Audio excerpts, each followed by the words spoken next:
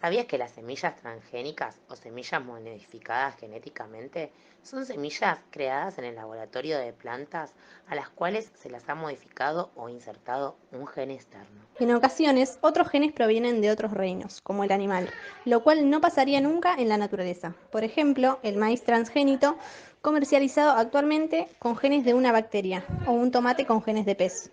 La soja presenta un gen de resistencia a herbicida, con lo cual ha aumentado el consumo de este, con las consecuencias ambientales y de salud asociadas.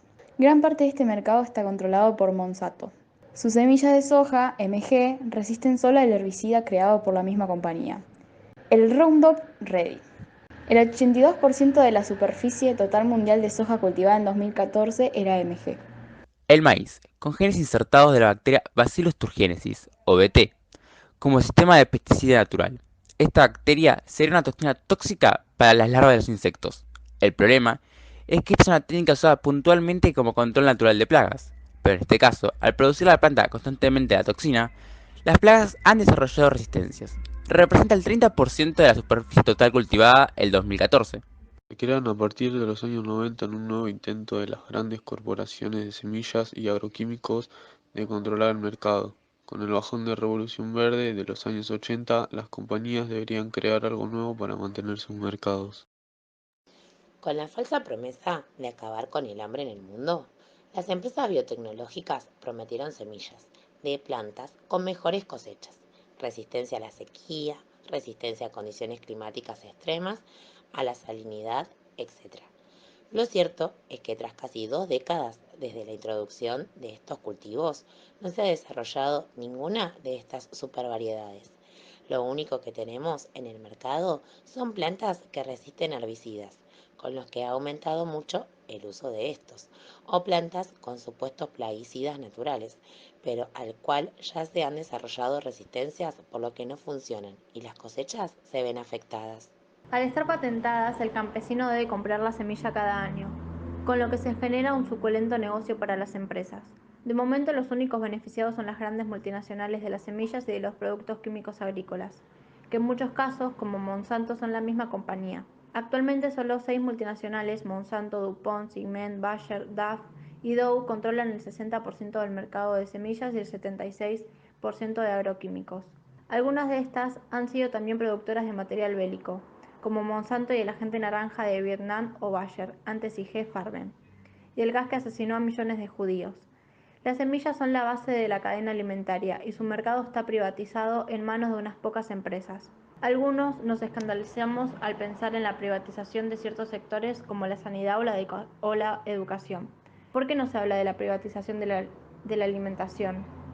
Porque los gobiernos no destinan recursos públicos a este sector.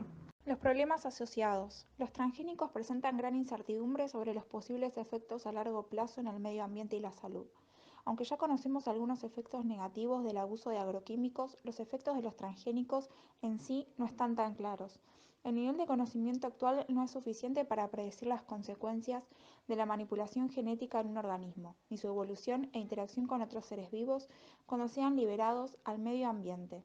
Aún así, su polen ya vuela libre por los campos y ya llenan nuestros platos. Existen casos de semillas MG que fueron aprobadas para el consumo humano y que años después se tuvieron que retirar de los mercados por sus efectos negativos, como el caso del maíz BT Starling, que se retiró por efectos alérgenos, o el maíz BT 176, que contenía un gen de resistencia a antibióticos y que fue retirado tras 10 años de comercialización por el peligro de la propagación de la resistencia a antibióticos. El gran poder que tienen las multinacionales sobre los gobiernos hace que presionen para que se aprueben sin conocer los efectos a largo plazo.